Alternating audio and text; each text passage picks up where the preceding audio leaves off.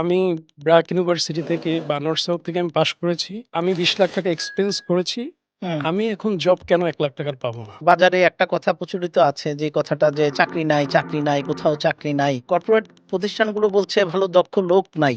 সে বলতেছে যে জবের মার্কেটে তো আমি জব পাচ্ছি না। কিন্তু আমরা তো দেখছি লোক পাচ্ছি। বর্তমানে কিন্তু সবচেয়ে ভ্যালুয়েবল অ্যাসেট হচ্ছে টাইম। তো এখন আমাদের এই প্রজন্মের যারা আছে তরুণরা তারা অনেক ডায়নামিক। বাট তারা আসলে প্রপারলি টাইমটা দিচ্ছে না। তাদের এক্সপেকটেশনটা থাকে যে আমি সার্টিফিকেটটা নিয়ে বের হব আর মাসে ৳১,০০,০০০ একটা জব আমার দরকার। জবটা হচ্ছে তার মামাবাড়ির আবদার। হুম, সে কেন জবটা পাবে না? সে হুম। তাকে কেন দেওয়া হচ্ছে না? তাহলে কি তার মামা চাচা নাই? মনে করেন আমি আমার মামা খালুর জন্য সিভিটা দিতে পেরেছি। রিটেন টেস্টেই তো এলাও হবে না। এখন কিন্তু এভারেজদের কোনো জায়গা নেই। এখন আপনাকে হয় সুপিরিয়র হতে হবে, না হয় আপনাকে কুইট করতে হবে মার্কেট থেকে। বুখারী শরীফের ফার্স্ট হাদিস হচ্ছে নিয়ত অনুযায়ী বরকত। আসসালামু আলাইকুম। সুপ্রিয় দর্শক, দেশ, বিদেশ যেখান থেকে বসে আজকের এই পডকাস্ট অনুষ্ঠানটি আপনারা শুনছেন অথবা দেখছেন, আপনাদের সবাইকে সুস্বাগতম। আজকে আমাদের অতিথি হয়ে এসেছেন একজন অসাধারণ ব্যক্তিত্ব, বাংলাদেশের স্বনামধন্য কর্পোরেট ট্রেইনার, একজন কনটেন্ট ক্রিয়েটর। তো আমরা আ এ এই মানুষটার কাছ থেকে আজকে আমরা তার কর্পোরেট কেরিয়ার নিয়ে এবং কর্পোরেট কেরিয়ারের চ্যালেঞ্জগুলো নিয়ে নানাবিধ বিষয় নিয়ে আজকে আমরা জানার চেষ্টা করব। সো স্বাগতম জানাচ্ছি নিজামুদ্দিন আকন ভাই। আপনি কেমন আছেন? আসসালামু আলাইকুম। আফজাল ভাই, আ আমি ভালো আছি আলহামদুলিল্লাহ, এবং আপনার এই চ্যানেলে যারা অডিয়েন্স আছে এবং যারা আমাদের এই পডকাস্টটা দেখছে, সবার প্রতি আমার পক্ষ থেকে রইল শুভেচ্ছা এবং ভালোবাসা। সো আপনার বর্ণাঢ্য ক্যারিয়ার, দীর্ঘদিনের ক্যারিয়ার এবং আপনার পরিচয় সহ এই বিষয়গুলো আমরা একটু ১ম দিকেই শুনতে চাই। Thank you, Afzal bhai. I started my journey from 2005. আমি ২০০৫ থেকে আমার বর্ণাঢ্য ক্যারিয়ারটা শুরু করেছি। তো ১ম এ মাল্টিন্যাশনাল কোম্পানিতে ছিলাম। বাংলা লিংকে কাজ করেছি। তারপর গ্লোবাল যদি কোম্পানি ধরেন 500 ফরচুন কোম্পানি, হুয়াওয়েতে কাজ করেছি। তারপর বিটিএল গ্রুপে কাজ করেছি। তারপর প্রবাসী পল্লী গ্রুপে এখন বর্তমানে এক্সিকিউটিভ ডিরেক্টর হিসেবে আছি। এর মাশাআল্লাহ। পাশাপাশি অনেকগুলো গ্রুপে হেড অফ সেলস, মার্কেটিং হিসেবে কাজ করেছি, জিএম হিসেবে কাজ করেছি। ৮ বছর প্রায় টপ রোলে কর্মরত আছি। বর্তমানে প্রবাসী পল্লী গ্রুপে প্রায় ৩ বছর থেকে আছি। এক্সিকিউটিভ ডিরেক্টর হিসেবে কাজ করছি। তো আমার কাছে দুটো জায়গাতেই স্পেশালি মনে করেন national company, multinational plus global ৩ টার ফ্লেভারই আছে। সো ট্রাই করছি ভালো করার জন্য, কোম্পানির জন্য কন্ট্রিবিউশন করার জন্য। বিসাইড আপনি যেটা বললেন যে মানুষকেও এই দীর্ঘ এক্সপেরিয়েন্স থেকে কিছু শেয়ার করার চেষ্টা করছি যাতে তরুণ প্রজন্মরা এটা থেকে উপকৃত হয়। আমরা যেমন দেখছি ওয়ার্লড ওয়াইড এখন ইন্ডিয়া কিন্তু কর্পোরেট লেভেলে কিন্তু শাসন করছে। যদি আপনি ধরেন গুগলের সিইও কিন্তু সুন্দর পিচাই, রাইট। এবং আপনি যদি ধরেন এরকম অনেকগুলা বড় যারা ওয়ার্ল্ডে গ্রুপ আছে তারা কিন্তু সব ইন্ডিয়া থেকে কিন্তু সিইও, Snapchat এর সিইও কিন্তু ইন্ডিয়া থেকে। তো আমরাও চেষ্টা করছি যে বাংলাদেশ থেকে এরকম বের হোক। আপনি ইউ নো ভেরি ওয়েল যে আমাদের দেশে কিন্তু গুচি ব্র্যান্ড আছে, তারপর আমাদের নাইক ব্র্যান্ড আছে, যারা প্রোডাক্ট আমাদের দেশ থেকে প্রোডিউস করে। বাট ভেরি আনফরচুনেট যে আমরা ওয়ার্লড ওয়াইড কোনো গ্লোবাল ব্র্যান্ড তৈরি করতে পারছি না। মানে আমরা যে লোকজনদেরকে এক্সপোর্ট করতে পারবো, ওই ক্যাপাসিটিটা কিন্তু এখনো আমাদের গ্রো হয় নাই। বাট রিসেন্টলি আমরা যদি দেখি যে অনেক মাল্টিন্যাশনাল গুলোতে কিন্তু এখন বাংলাদেশীরা সিইও হচ্ছে। আপনি যদি দেখেন ব্রিটিশ আমেরিকান টোবাকো কোম্পানি, তারা কিন্তু ১০০ বছর তারা কিন্তু তাদের লোকজন দিয়ে চালিয়েছে। এখন কিন্তু বর্তমানে বাংলাদেশী ম্যানেজিং ডিরেক্টর হয়েছে। গ্রামীণ ফোনের মতো যদি কর্পোরেট জায়গাটা দেখেন, এই জায়গায় কিন্তু বাংলাদেশী এখন মানে সিইও এখন হয়েছে। আস্তে, আস্তে এই আস্তে, জিনিসটা আস্তে দখল রেভলিউশনটা করছে। হচ্ছে, এবং রেভলিউশনটা হচ্ছে। আমরা চাচ্ছি কর্পোরেট লেভেলটা গ্রুমিং হোক। কারণ এই জায়গাটা ভেরি মাচ ইম্পোর্টেন্ট এইজন্য যে আপনি ধরেন 95% জব হচ্ছে প্রাইভেট। আমরা গভর্নমেন্টে যদি দেখি 2%। হুম। সো এই জায়গা থেকে প্রচুর এমপ্লয়ি কিন্তু এই জায়গায় আমাদের তরুণ যারা আছে প্রচুর কিন্তু সবাই কিন্তু আপনার প্রাইভেট সেক্টরে জব করে। তো কর্পোরেট লেভেলে কেরিয়ারের পাশাপাশি ট্রাই করছি নতুনরা যারা হাতে কলমে কিছু শেখানো যায়, আমাদের যতটুকু নলেজ আছে সেটা থেকে এই অ্যাসপেক্টেই মানে বিভিন্নভাবে কাজ করার চেষ্টা করছি আরকি। আপনার আমরা দেখি যে বাজারে একটা কথা প্রচলিত আছে যে কথাটা যে চাকরি নাই, চাকরি নাই, কোথাও চাকরি নাই। আবার কর্পোরেট প্রতিষ্ঠানগুলো বলছে ভালো দক্ষ লোক নাই, ভালো দক্ষ লোক নাই।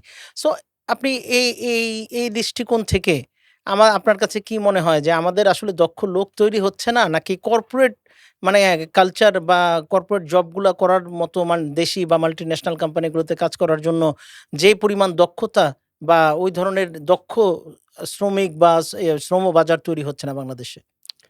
খুব সুন্দর করে কোয়েশ্চেন করেছেন। আপনি যদি ধরেন বাংলাদেশের কর্পোরেট ওয়ার্ল্ডটাকে আমি যদি ধরি, এই জায়গায় হয়তো খুব কমই 80% ধরেন হচ্ছে লোকাল কোম্পানি। হয়তো 20% গ্লোবাল বা মাল্টিন্যাশনাল কোম্পানি কাজ করছে। তো এখন আমাদের এই প্রজন্মের যারা আছে তরুণরা, তারা অনেক ডায়নামিক। বাট তারা আসলে প্রপারলি টাইমটা দিচ্ছে না। আমরা দেখেছি যে যদি আপনি ধরেন যে আ বিংশ শতাব্দীর সবচেয়ে বড় অ্যাসেট ছিল স্কিলস। বাট একবিংশ শতাব্দীতে এটা এসে ডায়নামিক্সটা চেঞ্জ হয়ে গিয়েছে। বর্তমানে কিন্তু সবচেয়ে ভ্যালুয়েবল অ্যাসেট হচ্ছে টাইম। তো আপনি মনে করেন আপনার স্বাস্থ্য যদি খারাপ হয়, এটা কিন্তু আপনি রিব্যাক করতে পারবেন। আপনি যদি ফাইন্যান্সিয়ালি সলভেন্ট না থাকেন, হতে পারবেন। বাট আমি যদি আফজল ভাই আপনাকে বলি যে লাস্ট 1 মান্থ আপনি আমাকে রিটার্ন করেন। ইটস আপনাকে আমি ইটস নট ৳২,০০,০০,০০০ দিব, পসিবল। ৳৩,০০,০০,০০০ দিব। এটা কিন্তু পসিবল না। বাট তরুণ প্রজন্ম এখন যেটা করছে, তারা কিন্তু টাইমটাকে খুব মিসইউজ করছে। ইনফ্যাক্ট আপনি যদি ধরেন সোশ্যাল মিডিয়াকে ভালো কাজে ইউজ করা যায়। বিসাইড আপনি যদি টাইম কনজিউম আম মানে করেন তাহলে সেটাও করা যায়। কিন্তু এখন সবাই ওই মুভি দেখছে, TikTok এ বেশি স্ক্রল করছে। কয়জন আছে যে প্রোডাক্টিভ শিখছে? মেক্সিমাম চিত্ত বিনোদনের জন্য কাজ করতেছে কিন্তু একটা হিউজ টাইম কিন্তু তার কনজিউম হয়ে যাচ্ছে। আইদার সে চিত্ত বিনোদনে ব্যস্ত আছে আর নয়তোবা দ্য কিলিং টাইম যেটাকে বলা হয়। Right, just time killing West করে অফ যাচ্ছে। টাইম করছে ওয়েস্ট সে। অফ টাইম করছে। এখন এই টাইমটা যে প্রোডাক্টিভ কাজে ইউজ করছে, তার কিন্তু ওইটার ভ্যালু ক্রিয়েট হচ্ছে। আমরা দেখছি যে একই জায়গায় একটা এমপ্লয়ি বেতন পাচ্ছে ৳৫,০০,০০০। আবার বিসাইড আরেকটা এমপ্লয়ি দেখছি বেতন পাচ্ছে ৳৫০,০০০। এখন সে তার টাইম ভ্যালুটাকে বাড়িয়েছে। তার পার আওয়ারের ভ্যালুটাকে বাড়িয়েছে। রাইট। আর যে ৳৫০,০০০ সেও দেখা গেছে ২০ বছর কাজ করেছে। সেও দেখা যাচ্ছে ২০ বছর কাজ করেছে। কারো ৫, কারো ৫০,০০০। সে কিন্তু তার টাইম ভ্যালুটাকে বাড়ায়নি। এই জায়গায় কিন্তু সে এভারেজ টাইম দিচ্ছে। সে হয়তো ৯টা থেকে ৫টা পর্যন্ত অফিস করছে। এখন তরুণরা এত রিল্যাক্সেশন এ চলে এসেছে যে তারা চাচ্ছে ওই ৯টা-৫টা ডিউটি। তারা একেবারে আমরা যেটাকে বলি ক্লার্কিয়াল ওয়ার্ক, তারা চাচ্ছে এরকম। কিন্তু আউট অফ বক্স কিন্তু তারা থিংকিং করছে না। যদি এক্সট্রা আপনি এক্সট্রা এক্সট্রা মাইল যেটা বলা হয়। রাইট, আপনি যদি দেখেন ৮ ঘন্টা থেকে যদি ১২ ঘন্টা আপনার ক্যারিয়ার হয়, আপনি কিন্তু সে জায়গায় লাক্সারি লাইফ লিড করতে পারবেন। আর ১২ ঘন্টা থেকে যদি ১৬ ঘন্টা হয়, তাহলে আপনিও হতে পারবেন শাহরুখ খানের মতো ওয়ার্ল্ডের 4th অ্যাক্টর, যে ইনকামের যার সোর্স। আপনি ওয়ার্ল্ডের সব বড় যারা লিডার আছে বা যারা কর্পোরেট ওয়ার্ল্ড ডমিনেট করছে, তারা দেখেন কয় ঘন্টা কাজ করে। একটা তো থাকে ফ্রেমের ওয়ার্ক, আরেকটা হুম, হচ্ছে আউটসাইড ওয়ার্ক। Outside work. তারা কিন্তু তাদের এগুলো করে কিন্তু তারা প্রচুর টাকা কামাচ্ছে, প্লাস ওয়েলথি হচ্ছে। বাট আমাদের তরুণ প্রজন্মের সবচেয়ে বড় যে চ্যালেঞ্জ, তাদের কিন্তু ফোকাস নাই। তারা এখন ডাইমেনশনটা এমন হয়ে গেছে। দেখেন এখন কিন্তু ওয়ান্স আপন এ টাইম আমরা দেখতাম যে একটা মানুষ ৩ ঘন্টা সিনেমা দেখে, ১.৫ ঘন্টা টেলিফিল্ম দেখে। এখন কিন্তু শর্ট, হুম, আমরা বলি রিল হুম, যেটাকে, হ্যাঁ? রিল কিন্তু দেখে। আর রিলটা কিন্তু ১ মিনিটের বেশি না। হুম। তো এইটা হয় কি, তাদের মাইন্ডসেটটা ওরকম চেঞ্জ করে দেয়। যে তারা খুব দ্রুত কুইক সময়ে অনেক কিছু করতে চায়। তারা ভাবছে যে তারা যেটা দেখছে TikTok এ দেখছে বা অন্য জায়গায় দেখছে, এটাই জীবন। এটাই মনে হয় জীবন। তারা শো অফ এ খুব ব্যস্ত। বাট কেউ যদি ট্রুলি মনে করেন তার ক্যালিবার কম আছে, আল্লাহ তাকে ওইভাবে পোটেনশিয়াল বানায়নি। আমরা একটা ইংলিশে প্রবাদ জানি, hard work beats talent. When talent doesn't do the real work. So একেবারে সত্যি কথা। ট্যালেন্ট যখন কাজ না করে, তখন কিন্তু যারা ওই হার্ড ওয়ার্কটা করে যায়, তারা কিন্তু কনসিস্টেন্সি থাকে, তারা কিন্তু হুম, রেজাল্ট পায়। হুম। টুডে টুমরো কিন্তু রেজাল্ট পাচ্ছে তারা। কিন্তু এই জায়গায় তরুণরা ফোকাস না। তরুণের ফোকাস ওই শর্ট রিল দেখতে তারা যেমন দ্রুত এসকেপ করে এক জায়গা থেকে, তারা বর্তমানে শুধু জব চেঞ্জ করতেছে, কুইকলি চেঞ্জ করতেছে। সে বলতেছে যে জবের মার্কেটে তো আমি জব পাচ্ছি না। কিন্তু আমরা তো দেখছি লোক পাচ্ছি না। আমাদের অফিসে এখনো প্রায় ১০০ র মতো ভ্যাকেন্ট আছে। এখনো এখনো আমরা প্রতিনিয়ত লোক নিচ্ছি। এটা শুধুমাত্র আপনার আমা অর্গানাইজেশনের কথা আমার বলছেন। আমার অর্গানাইজেশনের কথা তার বললাম। বাংলাদেশের পুরো প্রেক্ষাপটটা যদি আমরা দেখি। রাইট। আমি প্রমিনেন্ট কিছু অর্গানাইজেশন চিনি। তারা বলতেছে তাদের একটা ভ্যাকেন্ট পোস্টের জন্য ৳৬,০০,০০০ বেতন, ৳৮,০০,০০০ বেতন। মালিক পক্ষের সাথে আমার কথা হয়েছে। কোম্পানির নামটা না বললাম। মালিক পক্ষের সাথে কথা হচ্ছে। তারা বলছে যে, "নিজাম ভাই আমরা তো লোক পাচ্ছি না। সে নেক না ৬,০০,০০০, সে ১০,০০,০০০ নেয়। কিন্তু হুম। আমি তো সেই স্ট্যান্ডার্ড এর লোকটা আমি পাচ্ছি না।" ওই স্ট্যান্ডার্ডের লোক তো লাগবে যে ৬,০০,০০০ ১০,০০,০০০ বেতন নিবে। রাইট। এখন সে যখন ওই স্ট্যান্ডার্ড মিট আপ না করতে পারছে, সে তখন আউটসোর্সিং এ যাচ্ছে। রাইট। সে তখন শ্রীলঙ্কার সাথে যোগাযোগ করছে, হুম। পাকিস্তানে যোগাযোগ করছে, ইন্ডিয়ার সাথে যোগাযোগ করছে। ইন্ডিয়ার সাথে যোগাযোগ করছে। Whereas আমি মাল্টিন্যাশনালে যখন কাজ করেছি, ইনফ্যাক্ট গ্লোবালে যখন কাজ করেছি, চাইনিজ ম্যানেজমেন্টের সাথে কাজ করেছি, ইজিপশিয়ানদের সাথে কাজ করেছি। What is the basic difference? তাদের সাথে আমাদের আসলে পার্থক্য কি? আমি ২ টা জিনিসে তাদের সাথে আমি পার্থক্য পেয়েছি অ্যাকচুয়ালি। একটা হচ্ছে তারা খুব প্রোয়েক্টিভ। মানে আপনার সাথে যে কমিটমেন্টটা তারা করবে, মানে আপনি একটা জিনিস চাচ্ছেন, তারা এটা আরো বেশি দেওয়ার চেষ্টা করে অনেক আগে থেকেই। হুম। তারা এটা নিয়ে খুব প্ল্যানেড। ঠিক আছে? যে আমি এটা করব বা আমি আরেকটু দিতে পারি কিনা, হ্যাঁ? আর আরেকটা জিনিস তাদের কমিউনিকেশন স্কিল খুবই ভালো এবং তারা কিন্তু কমিউনিকেশন স্কিলের কারণে অনেক এগিয়ে যায় তাদের ক্যারিয়ারে। তো এই জায়গাতে আমরা কিন্তু বিহাইন্ড। আপনি দেখেন, আপনি যখন লিফটে উঠবেন, মনে করেন আপনি লিফটে উঠছেন, আরেকটা লোক পাশে আপনার সাথে উঠছে। আমরা কিন্তু কেউ কারো সাথে কথা বলছি কথা না। বলি না। আমরা ন্যাচারালি কেউ কারো সাথে কথা বলছি না বা আমরা ফ্ল্যাটেও থাকি। আমি তাকে চিনি যে সে লেভেল 6 এ থাকে বা 7 আমি কথা বলছি না। বাট আমরা এই গ্রিটিংসটাই বলতে পারি না। মানুষকে থ্যাংকস দিতে জানি না। একটা ভালো ওয়ার্ক করছে তাকে থ্যাংকস দিতে জানি না। আমরা ভাবি যে আমাদের ইউনিভার্সিটি পাস করেছি। আমি ব্র্যাক ইউনিভার্সিটি থেকে বা নর্থ সাউথ থেকে আমি পাস করেছি। আমি ৳২০,০০,০০০ এক্সপেন্স করেছি। হুম। আমি এখন জব কেন ৳১,০০,০০০ পাবো না? হুম। তো এখন বিষয়টা হচ্ছে আপনি যেটা করেছেন আপনি এডুকেটেড হয়েছেন। দ্যাট ডাজন্ট মিন আপনি ওই ওয়ার্কে স্কিল হয়েছেন। কারণ প্রফেশনাল লাইফটা কিন্তু ডিফারেন্ট। আপনি এখন সবকিছু বুঝেন, আপনি যেকোনোভাবে নিজেকে ড্রাইভ দিতে পারবেন। এটার জন্য কিন্তু এডুকেশনটা। হুম।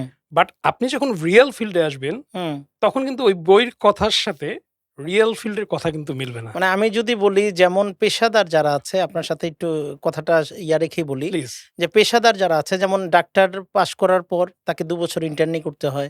রাইট, একজন ইঞ্জিনিয়ার সে ইঞ্জিনিয়ারিং কমপ্লিট করার পরে কোনো ইঞ্জিনিয়ারের তত্ত্বাবধানে বা প্রজেক্টে তাকে ২ বছর ৩ বছর কাজ করতে হয়। রাইট, ওকালতি যারা করে তারাও সিনিয়র বা ব্যারিস্টারি যারা পাশ করে তারাও গিয়ে কোনো সিনিয়রের আন্ডারে ৩ বছর ৪ বছর প্র্যাকটিস করতে হয়।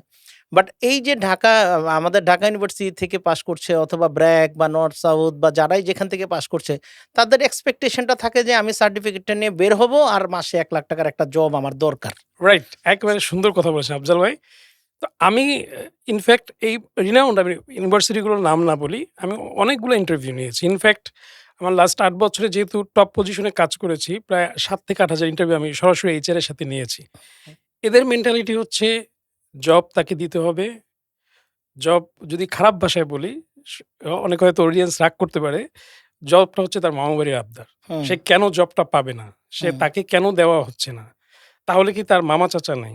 আচ্ছা মামা চাচা কয়টা কোম্পানিতে আছে? এবার হুম। আসি আমি ব্রিটিশ আমেরিকান টোবাকো, বাংলালিংক যে টপ লেভেলে যেগুলো আপনাদের মাল্টিন্যাশনাল কোম্পানি আছে, গ্রামীণফোন। হুম। এই জায়গায় ১ম এ রিটেন টেস্ট। মনে করেন আমি আমার মামা খালুর জোরে সিভিটা দিতে পেরেছি। হুম। No doubt. আমি এখন কল পেয়েছি যে আমার প্রাইমারি ইন্টারভিউ। হুম। ফার্স্ট হচ্ছে রিটেন টেস্ট। রিটেন টেস্টেই তো অ্যালাউ হবে না। তারপর 2nd স্টেজে সে কিভাবে যাবে? হুম। তারপর আছে অ্যানালাইটিক্যাল এবিলিটি সহ অনেকগুলো টেস্ট হয় ওই জায়গায়। তারপর 2nd হচ্ছে ইন্টারভিউ। তারপর আবার বিভিন্ন ধরনের টেস্ট থাকে। ৩-৪ টা ইন্টারভিউ দিয়ে কিন্তু একটা মানে যারা এমপ্লয়ি আছে তারা কিন্তু সিলেক্ট হয়। কারণ তারা কিন্তু দেখেন গ্রামীণফোনের মতো কোম্পানি কিন্তু ২০ বছরেও জব ছাড়ে না। কারণ তাদের সব ধরনের ফ্যাসিলিটিস সব আছে। ফ্যাসিলিটেট করা আছে। আমাদের মনে আছে বাংলালিংকে আমরা যখন ছিলাম এভরি ফ্যাসিলিটি ইভেন আমার বাবা-মার পর্যন্ত ইন্সুরেন্স কোম্পানি দিয়ে দিচ্ছে। আমার বাচ্চা হলে সেই খরচটা দিয়ে দিচ্ছে। যেহেতু মাল্টিন্যাশনাল কোম্পানি তারা কিন্তু সব ধরনের খরচ বিয়ার করে। বাট তারা যখন একটা লোককে নিবে তারা কি স্ক্রিনিং করে নিবে না? হ্যাঁ, ডেফিনিটলি। তাহলে এটা তো তাদের অপরাধ না। তারা তো ভালো আপনাকে সেলারি দিবে, আপনাকে গাড়ি দিবে, আপনাকে স্ট্যান্ডার্ড লাইফ লিডিং দিবে। তাহলে তারা আপনার কাছ থেকে এক্সপেক্ট করে না? তো এই জায়গাটাতে আমাদের তরুণরা বুঝতে চায় না। তরুণদের কথা হচ্ছে, আমি তো ইনভেস্ট করেছি টাকা। আমি তো ইউনিভার্সিটিতে পড়েছি ৳২০,০০,০০০ দিয়ে বা ৳১৫,০০,০০০ দিয়ে। আমি কেন পাবো না? এই মাইন্ডসেটে হয় কি আমি কিছু ছেলেপেলেদেরকে নিয়েছি একেবারে প্র্যাকটিক্যালি বলছি। তারা দেখা যাচ্ছে পুরোটাই ইরেগুলার। একদিন অফিসে আসছে, হুম। আরেকদিন অফিসে আসছে না। কারণ তার মাথায় কিন্তু একটা জিনিস আসে সে কিন্তু অনেক টাকা দিয়ে পড়েছে। হুম। তার কাছে জিনিসটা খুব ১ম এ হালকা মনে হয়। যে সেলারি ১ম এ স্টার্টিং ৳২০,০০০ ৳২৫,০০০ হুম, সো এইটা কি জব? তার হুম। এরকম একটা ভাব থাকে। কিন্তু কালের বিবর্তনে সে বুঝতে পারে দিস ইস দ্য রিয়ালিটি। আমি ১ম এই চাইলে বড় হতে পারব না। শাহরুখ খান কিন্তু ১ম এ চা টেনে দিত। এখন কিন্তু শাহরুখ খানের পরে হচ্ছে গিয়ে অ্যাজ ফার আই নো আমার যতটুকু মনে আছে শাহরুখ খানের আগে হচ্ছে টম ক্রুজ তারপরে হচ্ছে রক। হ্যাঁ? ওয়ার্ল্ড এ যদি র্যাঙ্কিং এ ধরা হয়। র‍্যাংকিং এ দ্যা ওয়েলথ হাইয়েস্ট র্যাঙ্কিং এ যদি হাইয়েস্ট ধরা হয়। Rich right. অ্যাক্টর। সো এই জায়গায় দেখেন তাদের পরিশ্রমটা দেখেন। ইনফেক্ট আপনি যদি বাংলাদেশের শাকিব খানের কথা বলেন যে আমাদের আ আ ম্যা কি বলে অ্যাক্টর, হ্যাঁ? তো শাকিব খান কিন্তু একদিনে শাকিব খান হয়নি। ২৫ টা বছর কিন্তু সে পার করে দিয়েছে। আবার যদি আপনি ধরেন সাকিব আল হাসান, সে কিন্তু একদিনে বিল্ড করেনি। তার যে আজকে এত অ্যাসেট সেটা কি একদিনে পৃথিবীতে হয়েছে? কোনো কিছুই আসলে শর্টকাটে হয় না। শর্টকাট হয় না। এখন এইটা আমাদের তরুণদের বুঝতে হবে যে হ্যাঁ, সে অবশ্যই কমফোর্টটা পাবে। বাট কেউ হচ্ছে খুব এফিশিয়েন্টলি পায়, কুইকলি পায়, আবার কেউ হচ্ছে একটু দেরিতে পায় কিন্তু পায়। ওই লেভেলে কিন্তু তার কাজটাকে আগে যে প্র্যাকটিক্যাল ওয়ার্কটা যেমন ইন্টার্নশিপকে ১ম এই কিন্তু সার্জারি করতে দেয় না। হুম। সে কিন্তু আপনি যেটা বললেন অ্যাসিস্ট করে কিন্তু হয়। হ্যাঁ, আগে অ্যাসিস্ট হতে হবে। রাইট। এখন আমাদের দেশে কিন্তু বাহিরের দেশে যেমন মেন্টর আছে। হুম, মেন্টররা তাকে 30 ইয়ার্স কর্পোরেট ক্যারিয়ারকে গাইডলাইন দেয়। রাইট। ইউকে তে বলেন, ইউএসএ তে মেন্টর আছে। কারণ একটা লো মেন্টর আছে, কোচ আছে, বিভিন্ন রাইট। সাবজেক্টের উপর বাট ইয়া করে। আমাদের দেশে ওই যে আপনি যেটা বললেন যে আমাদের দেশে এরা আপনার সাথে যে স্টার্টিং এর সময় আপনি বললেন যে ফ্রি কোনো কিছু ভালো না। তো আমাদের দেশে তো তারা ভাববে যে আমি একটা মেন্টরের আন্ডারে থাকবো। কিন্তু তার কর্পোরেট ক্যারিয়ারটা কত দ্রুত গ্রো হবে। আপনি একটু চিন্তা করে দেখেন। আপনার সাথে যদি একটা লোক একেবারে নতুন ঢুকেছে, ওকে আপনি যেভাবে গাইড দিতে পারবেন, ওকে যেভাবে কোচিং করতে পারবেন, কাউন্সেলিং করতে পারবেন, ও কিন্তু দ্রুত গ্রো করবে। রাইট। আর বিসাইড আরেকটা ছেলে সে একা পথ চলতে শিখছে। তারটা কিন্তু অনেক difficult to achieve his goal actually. সে কিন্তু চাইলেই ওই জায়গায় যেতে পারবে না। তার কিন্তু অনেক সময় লাগবে।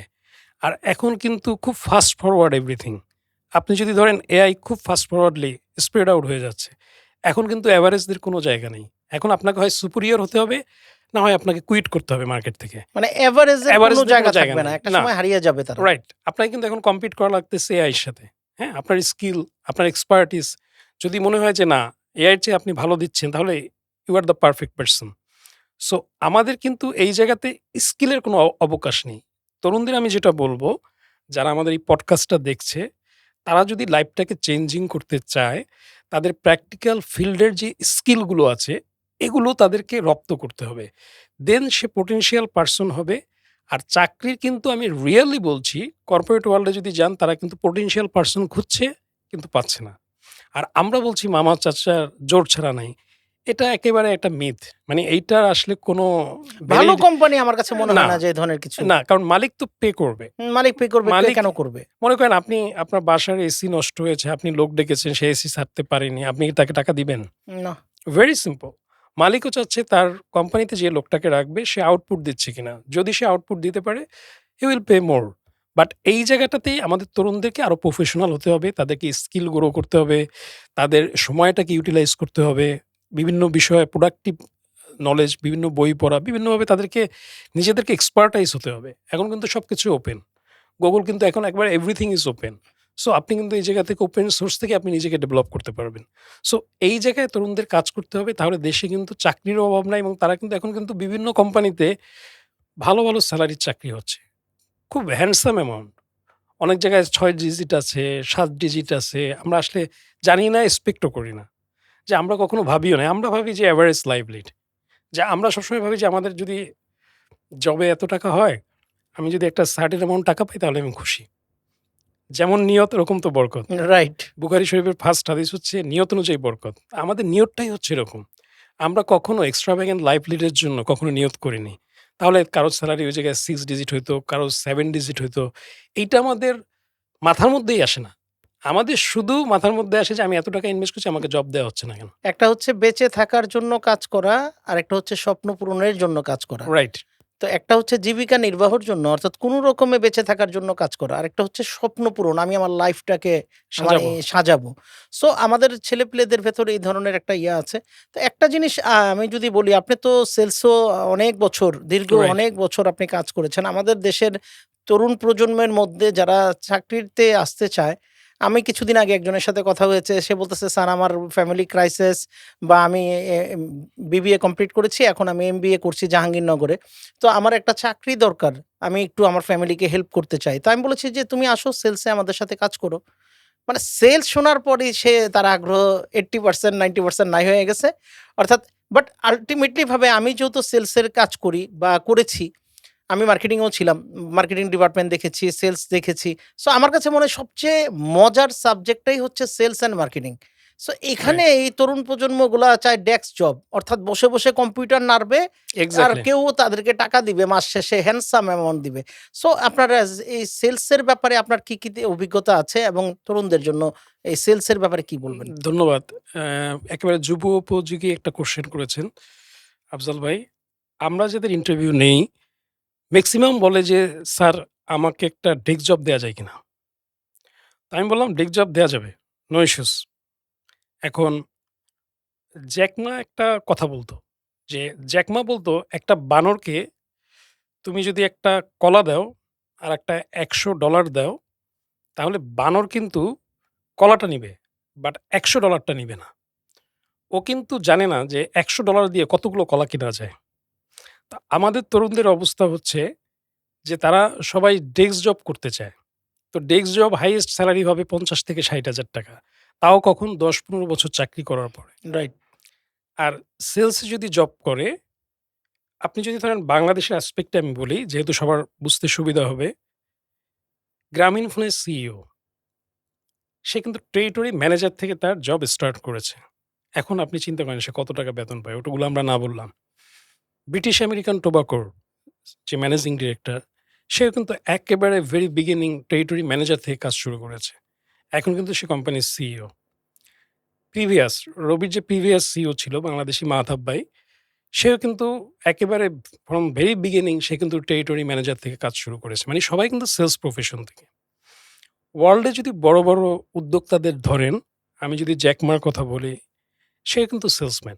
সে কিন্তু আমার কাছে মনে হয় পৃথিবীর সবাই সেলসম্যান সেলসম্যান, রাইট। আসলে। সে কিন্তু ক্লাস 6 এ থেকে সে সেলস করেছে। তার গ্র্যান্ডফাদার এর কাছে ফার্স্ট সেলস করেছে। রিচার্ড ব্রানসন এত বড় সেলসম্যান দেখেন। সে আজকে কত বড় ইন্ডাস্ট্রির মালিক। তো প্রত্যেকেই কিন্তু সেলসম্যান। ইভেন দো আপনি যদি ধরেন ইলন মাস্ক সেও কিন্তু বড় লেভেলের হ্যাঁ, সেলসম্যান। বড় লেভেলের সেলসম্যান। তো সেলস একটা ডায়নামিক স্কিলস এবং আপনি ধরেন একটা প্রতিষ্ঠানে যদি যান, দেখবেন যে এই যে ধরেন ইউনিলিভার বলেন, ব্যাট বলেন, ওয়ার্ল্ডের যেগুলোর প্রমিনেন্ট কোম্পানি কোকা-কোলা বলেন, পেপসি বলেন, 80% এমপ্লয়ি হচ্ছে সেলসের। এটা হচ্ছে রেভিনিউ জেনারেটিং ডিপার্টমেন্ট। আর বাকি সকল ডিপার্টমেন্ট এটার সাথে কোঅপারেশন করে। তো রেভিনিউ জেনারেটিং যদি ডিপার্টমেন্টটা রেভিনিউ জেনারেট না করতে পারে, তাহলে কিন্তু কোম্পানিতে বাকি কারো সেলারি হবে না। রাইট। এবং কোম্পানিটা টুডে টুমরো ফল করবে। সো সেলস কিন্তু কোর স্কিল এবং এইটা কিন্তু প্রতিটা কোম্পানিতেই লাগবে। সেলস ছাড়া কোনো কোম্পানি সারভাইভ করতে পারে না। আমরা ওয়ার্ল্ড হিস্ট্রিতে অনেক কোম্পানি দেখেছি, যখন সেলটা ফল করছে, তখন কিন্তু কোম্পানিটা টুডে টুমরো বন্ধ হয়ে গিয়েছে। ইভেন বর্তমান সময়ে অনেক কোম্পানিকে দেখছি যে যাদের সেল ফল করেছে তাদের কিন্তু আস্তে, আস্তে বন্ধ হয়ে গেছে। দেখেন আমারও কর্পোরেট ক্যারিয়ার কিন্তু সেলসে। সেলস থেকে কিন্তু আমরা রুট লেভেল থেকে কাজ করে আজকে আলহামদুলিল্লাহ আমরা এক্সিকিউটিভ ডিরেক্টর। বাট সেল ছাড়া কয়জন ডেস্ক জব থেকে এক্সিকিউটিভ ডিরেক্টর হয়েছে? না, ওটা পসিবিলিটিও নাই। চ্যালেঞ্জ নাই পসিবিলিটিও নাই। যেখানে সেখানে পসিবিলিটিও থাকে না। আর তারা তো মার্কেটটা যায় না। মনে করেন আমরা বলি কি যে সেলস থেকে একজন চাইলে কিন্তু এন্টারপ্রেনার হতে পারবে। হুম, কিন্তু অন্য কোনো ডিপার্টমেন্ট থেকে কিন্তু পারবে না। পারবে না। সে কিন্তু ওই স্ট্রেসই নিতে পারবে না। এবং সেলসে যে হারে একটা প্রেশার থাকে, এটায় যদি কেউ হ্যাবিচুয়েটেড হতে পারে, সে কিন্তু সব জায়গায় গিয়ে ভালো করতে পারবে। সে নিজের একটা প্রতিষ্ঠান করতে পারবে। আর সেলসের মাধ্যমেই কিন্তু আপনি কিন্তু একজন ডাক্তারকেও কিন্তু সেলসম্যান হতে হবে। সে তো যদি সেল রোগীর কাছে নিজেকে না করতে পারে, হুম, তাহলে অন্য কোনো ডাক্তার তার পেশেন্টটা নিয়ে যাবে। রাইট। আমরা দেখি না অনেক সময় যে রোগী বলে যে, "ধুর এই ডাক্তারের কাছে যাব না।" হুম, কেন যাবেন না? উনি তো কোনো কথাই শোনে না। উনি কিন্তু অনেক বড় লেভেলের ডাক্তার হুম, দেখেন। উনি তো কোনো কথা শোনে না।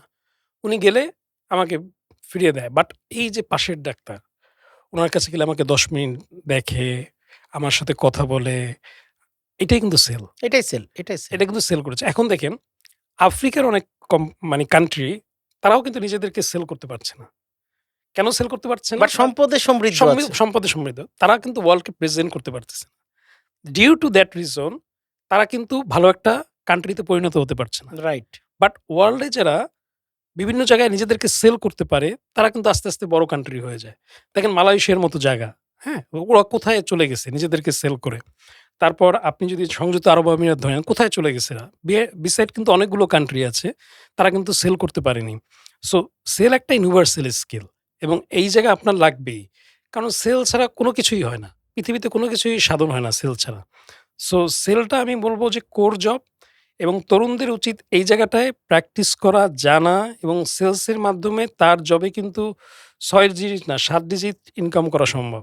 আমরা কিন্তু মানে পডকাস্টের মাধ্যমে বলছি না, নিজেকে বড়ও করছি না। আমার চেয়ে অনেক বড়, বড় এই জায়গায় সেলসে কাজ করে বাংলাদেশের লোক আছে। আমরা কিন্তু আলহামদুলিল্লাহ ১ মাসে মনে করেন ১ মিলিয়ন, ২ মিলিয়নও ইনকাম করেছি। 1 মান্থ ২ মিলিয়ন।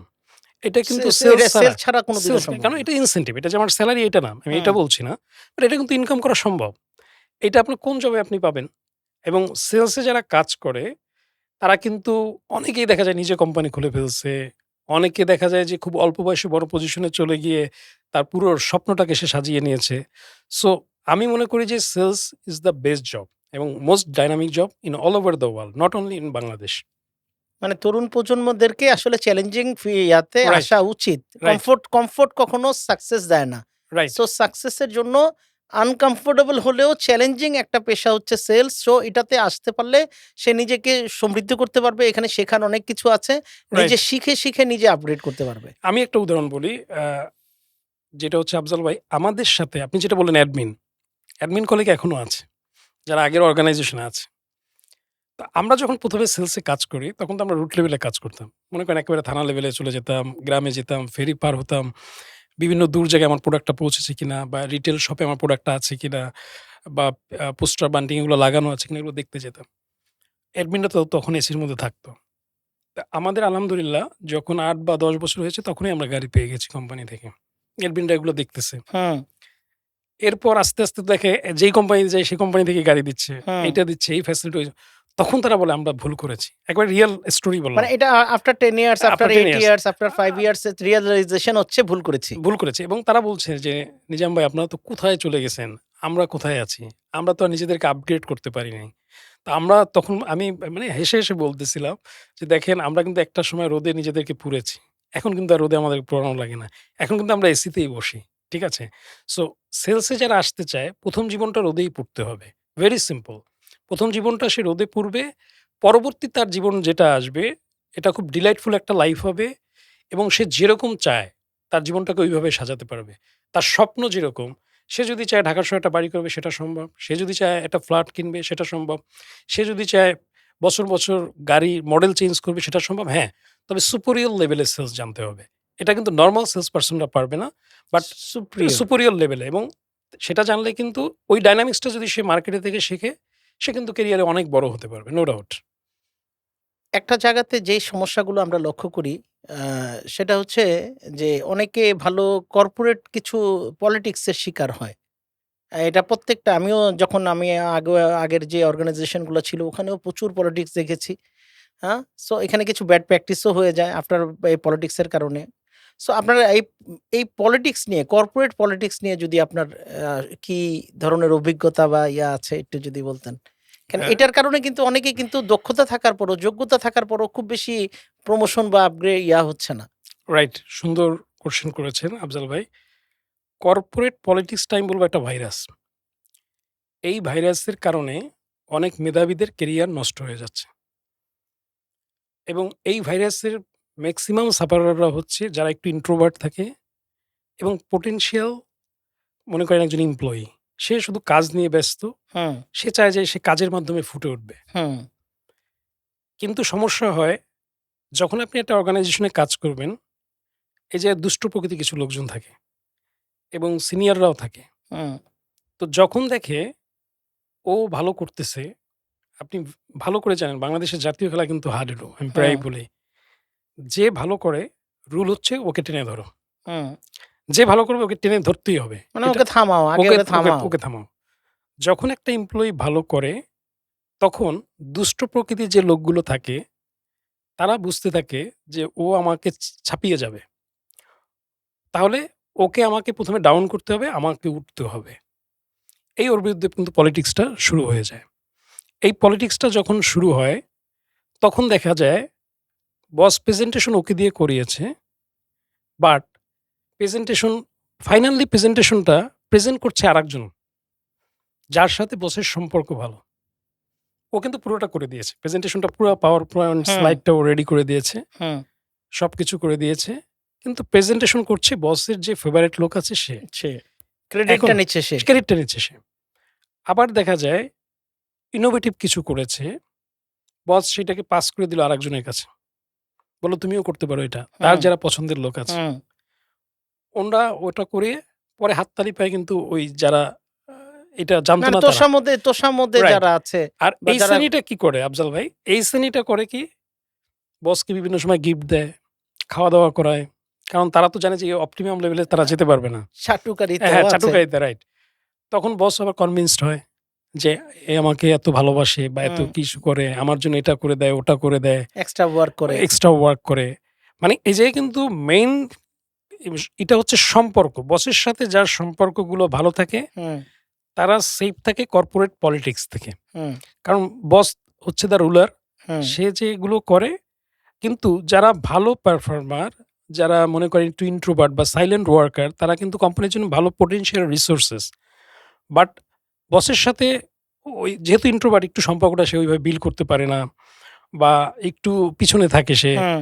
কিন্তু সে কিন্তু কোম্পানির জন্য হতে ডেডিকেটেড। পারে সে একটু হ্যাঁ, লাজুক হ্যাঁ, টাইপের লাজুক টাইপের হতেই পারে। কিন্তু এই গেইনটা কিন্তু তারা নিয়ে নেয় এবং এইটা কিভাবে খারাপ আপনি দেখেন, যেই ছেলেটা পটেনশিয়াল রিসোর্সেস, সে যখন তার কাজের মূল্যায়ন না পাবে, সে কিন্তু আর বেস্ট ইফোর্টটা কোম্পানির জন্য দিবে না। রাইট, কোম্পানির জন্য যখন সে বেস্ট ইফোর্টটা দিবে না, তার প্রোডাক্টিভিটি কিন্তু ডাউনওয়ার্ড হয়ে চলে যাবে। রাইট। এখন তার উপর কিন্তু কোম্পানি নির্ভরশীল। যেকোনো একটা সেগমেন্টে। কোম্পানির ওই জায়গার প্রোডাক্টিভিটিও কিন্তু ডাউনওয়ার্ড হয়ে যাবে। ওই ছেলেটা তখন কি করবে? অন্য জায়গায় জব চেঞ্জ করার চেষ্টা করবে। কিন্তু সে কিন্তু কর্পোরেট পলিটিক্স থেকে কিন্তু সে বের হতে পারেনি। রাইট। এখানেও আছে আবার আগামীতেও সে রাইট। গিয়ে পড়বে। সে যে আবার নেক্সট জায়গায় যাবে, সে গিয়ে ও জায়গায় কিন্তু কর্পোরেট পলিটিক্স এর শিকার হবে। হুম। এইজন্য অনেক তরুণদের দেখা যায় আমাদের বাংলাদেশে যে কর্পোরেট পলিটিক্স এর কারণে সে তখন দেশের বাহিরে গিয়ে অড জব করছে। একদম।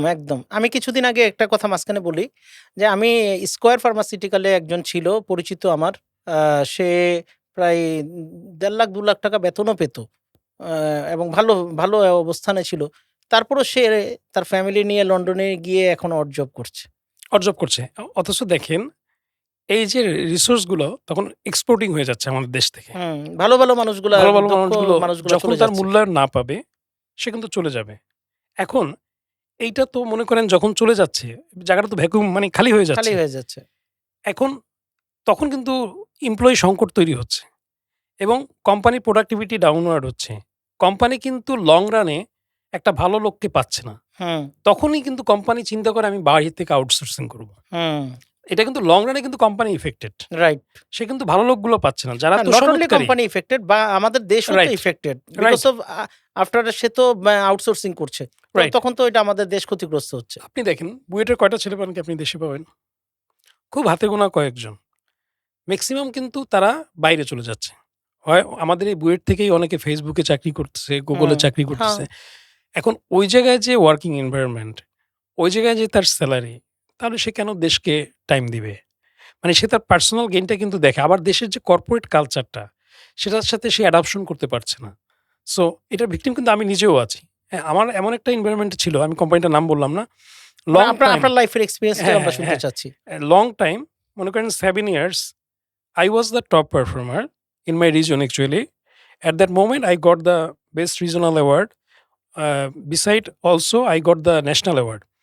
But আমার যে বস ছিল somehow তখন আমিও অনেক জুনিয়র ছিলাম। তাও আমি বলতেছি প্রায় ১৩-১৪ বছর আগের ঘটনা। তো আমার বস তার যে ইউনিভার্সিটির যারা স্টুডেন্ট ছিল, তারা ছিল তার ছোট ভাই। হুম, তো তাদেরকে সে সবসময় মনে করেন আমি টপ সারিতে থাকা সত্ত্বেও আমারটা চেঞ্জ করে তাদের প্রমোশন তালিকায় দিয়ে দিত। তো এরকম করতে ৭ বছর আমাকে প্রমোশন দেয়নি। 7 years no 7 years. Promotion. 7 years কিন্তু প্রমোশন দেয়নি। কিন্তু আমি একটা জিনিস বিলিভ করতাম যে আমি যদি ভালো কাজটা আমি ছেড়ে দেই, তাহলে ভালো কাজটা আমি আর কখনো করতে পারব না। আমি পারফর্ম করতে থাকি। উপরে আল্লাহ সুবহানাহু ওয়া তাআলা আছে। হ্যাঁ? রিজিকের মালিক আল্লাহ সুবহানাহু ওয়া তাআলা। টুডে টুমরো একটা রেজাল্ট আসবে। আলহামদুলিল্লাহ দেখেন, আমি ভালো কাজটা করাতে ভালো কাজটা আমার প্র্যাকটিসে ছিল। আমি সামহাউ এই বসটা তখন ট্রান্সফারড হইছে। আরেকজন বস আসছে। ১ বছরে আমার ২ টা প্রমোশন হইছে। আলহামদুলিল্লাহ। এরপর কিন্তু আমাকে আর পিছিয়ে থাকতে হয় নাই। এখন কারেন্টলি যদি আমি বলি, ওই বসের সাথে যারা ছিল, তারা কিন্তু এখনো অনেক ডাউন লেভেলে আছে। এখন ওই বসও কিন্তু এক্সিকিউটিভ ডিরেক্টর, আমিও এক্সিকিউটিভ ডিরেক্টর। মাশাআল্লাহ। এটা হচ্ছে আল্লাহর একটা মানে রেজাল্ট। মানে আমি এটা আল্লাহ আল মানে দুনিয়া ঠকালেও আল্লাহ না, ঠকায় না। আল্লাহ ঠকায় না। তো বিষয়টা হচ্ছে কর্পোরেট পলিটিক্সে আমি লাস্টে একটা জিনিস ফাইন্ডিং করেছি একেবারে নিজের এক্সপেরিয়েন্স থেকে। আমি দেখলাম যে এইটাকে মেইনটেইন করার সবচেয়ে বড় রাস্তা হচ্ছে সকল এমপ্লয়ির সাথে সম্পর্ক ভালো রাখা। মানে সবার সাথে সম্পর্ক ভালো রাখো। ভালো রাখা।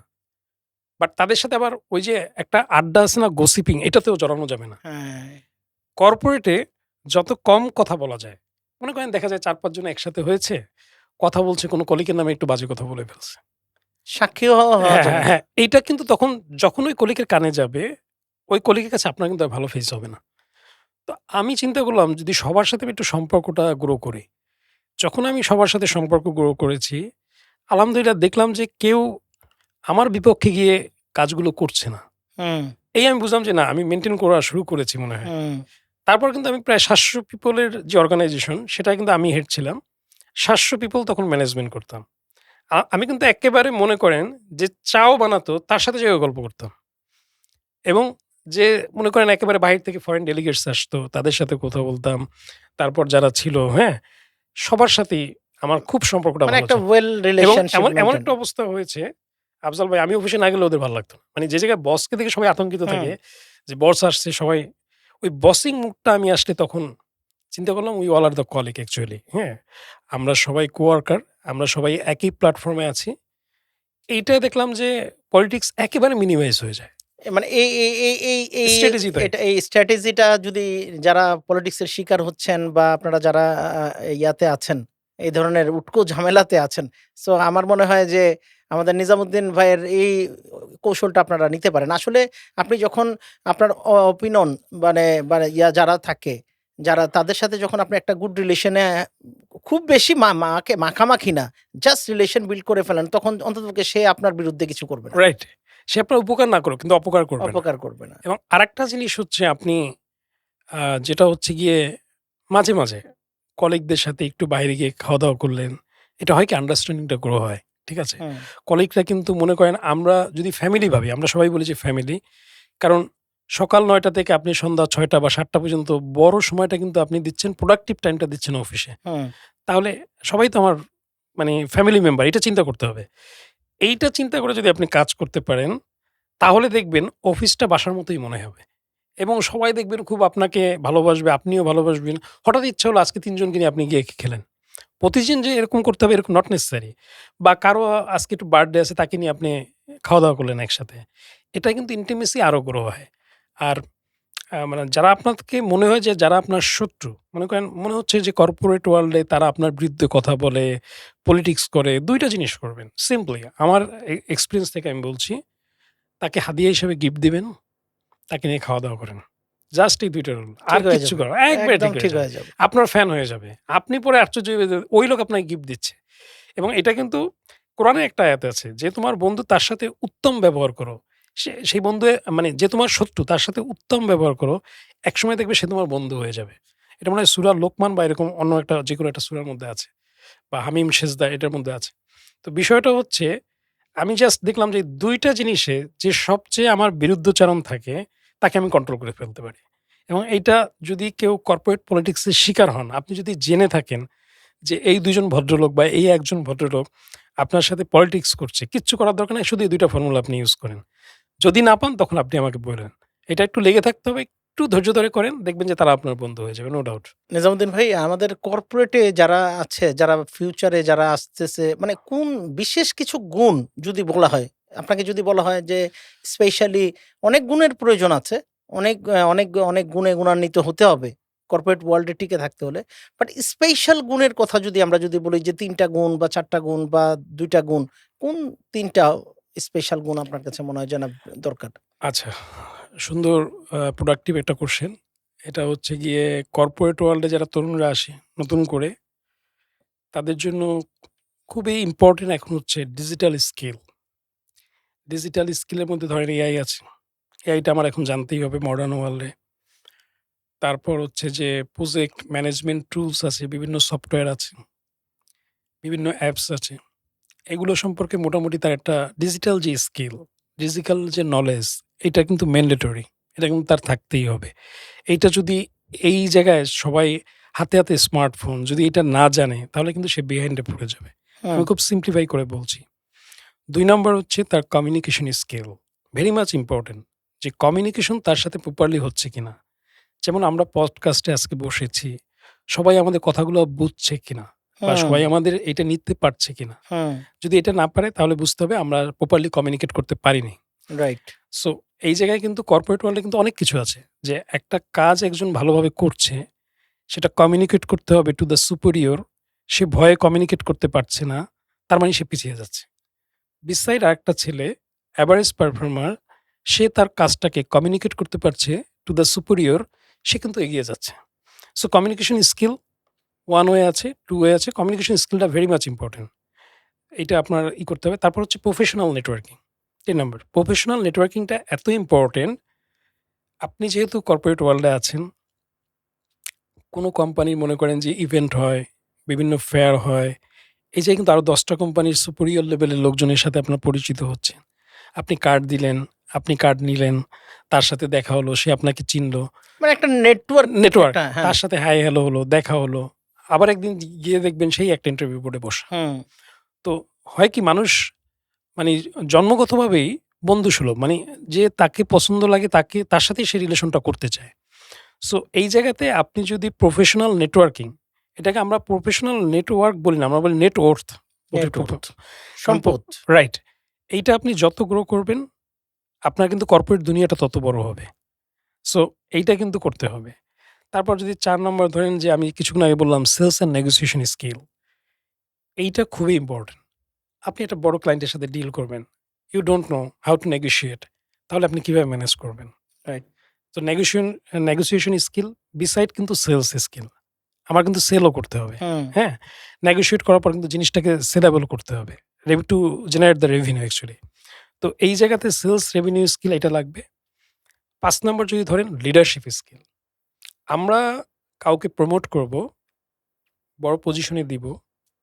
আমি দেখব সে আসলে কতটুকু রেসপনসিবিলিটি নিয়ে কাজটা করতে পারে।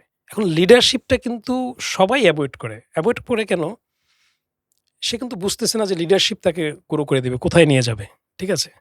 কারণ কোম্পানির সিইও বা সিওও বা বড় লেভেলে যখন যাবে, তার কিন্তু লিডারশিপ স্কিল না থাকলে সে কিন্তু যেতে পারবে যেতে না। পারবে না। রাইট। এবার সে কিন্তু ফুললি পারফরম্যান্স ফোকাস। সে কিন্তু লিড দেওয়ায় ফোকাস। লিডারশিপ আমরা যেটা বুঝি ভলান্টারি টেক রেসপনসিবিলিটি। যে প্রোয়েক্টিভলি যারা করে, দেখেন যখন রাস্তায় একটা অ্যাক্সিডেন্ট ঘটে, মনে করেন রাস্তায় একটা অ্যাক্সিডেন্ট ঘটলো। হঠাৎ একটা লোক আসছে, এসে বলল, "এই আপনি এই উনার এই মানিব্যাগটা দেখেন তো অ্যাড্রেস কোথায় আছে? ভাই আপনারা ২ টা অটো ডাক দেন। আপনি একটু হসপিটালে নিয়ে যান।" এই লোকটার দায়িত্ব কে দিয়েছে? এবং সবাই তার কথা শুনছে। হুম। দেখেন সবাই কিন্তু শুনছে। না এটা লিডারশিপ, এটা এটা লিডারশিপ লিডারশিপ। অ্যাটিটিউড। এক্সাক্টলি।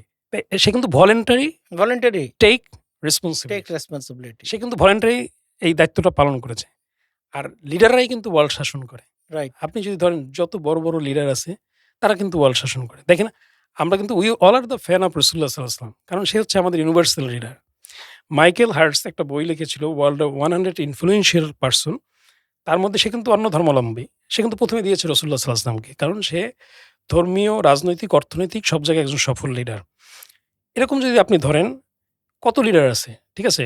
আপনি যদি ধরেন মহাত্মা গান্ধী, এরকম তো অনেক আছে, হুম, নেপোলিয়ন হিল অনেক, সহ অনেক, অনেক লিডার অনেক আছে। লিডার যারা আছে। সমাজে তাদের ছাপ রেখে গেছে right, already. Right. Steve Jobs সে হুম, ইনোভেশনের লিডার। হুম, এরকম প্রত্যেকেই কিন্তু লিডারের মাধ্যমে ওয়ার্ল্ডটা চেঞ্জ হয়েছে। রাইট। ধর্মীয় বলেন, সামাজিক, রাজনৈতিক, সব অর্থনৈতিক সব ক্ষেত্রে, জায়গায় সব লিডার ক্ষেত্রে লিডার লিডার আছে। ইম্পোর্টেন্ট। সো এই লিডারশিপ যদি কারো মধ্যে গ্রো করতে পারে সে কিন্তু দ্রুত উপরে পজিশনে চলে যাবে। পারফর্মাররা কিন্তু লিডার হয় না, খুব হুম, কম হয়। হলে ভালো। কিন্তু পারফর্মাররা বেশি পারফরম্যান্সে ফোকাস থেকে তারা লিডারশিপের চর্চাটা থেকে ডিপ্রাইভ হয়।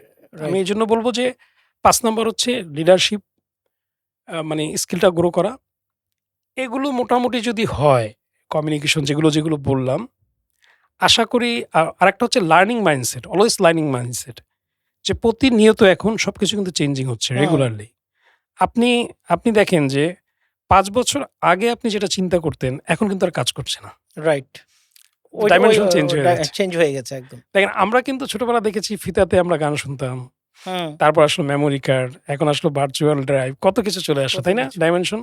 এখন সবগুলো কিন্তু আপগ্রেডেড। এখন আমরা যদি বলি যে আমাকেও আপগ্রেড হতে হবে। আমি যদি আপগ্রেড না হই, তাহলে যারা আপগ্রেড হবে তারা এগিয়ে যাবে। তা কন্টিনিউয়াস লার্নিং মাইন্ডসেট থাকতে হবে ৬ নম্বর যেটা। আমার নিয়মিত বই পড়তে হবে, স্কিল বিভিন্ন ওয়ার্কশপ করতে হবে, ট্রেনিং নিতে হবে, অথবা আমি Google থেকে জেনে নিব। YouTube এ একেবারে ফ্রি ইউনিভার্সিটি মানে লার্নিং অ্যাটিটিউড তার ভিতর থাকতেই হবে। সবসময়। ক্ষুধা থাকতে হবে, জানার ক্ষুধা এবং রাইট। নিজেকে আপগ্রেড করার ক্ষুধা। আমরা যে একটা প্রবাদ জানি, "At first learn, then remove L, only earn." Yes. তার আর্নিং করতে হলে learning is the first stage. দেখেন রাসূলুল্লাহ সাল্লাল্লাহু আলাইহি ওয়াসাল্লামকে আল্লাহ কিন্তু ১ম এ লার্ন করিয়েছে এবং ১ম এ দেখেন, "ইকরা, পড়ো তোমার প্রভুর নামে।" হ্যাঁ? ১ম এ কিন্তু কলম সৃষ্টি করা হয়েছে। তারপর কিন্তু লেখা হয়েছে। সো যে লার্নিং করবে সে ইউনিভার্সালি সে কিন্তু আর্নিং করতে থাকবে। আপনি যে বিষয়ে আপনি কাজ করেন, আপনি যে লার্নিং করেন, আপনি আর্নিং করতেই থাকবেন। No doubt. এটা কোনো সন্দেহ নাই। তার মানে কন্টিনিউয়াস প্রসেস এ থাকতে হবে।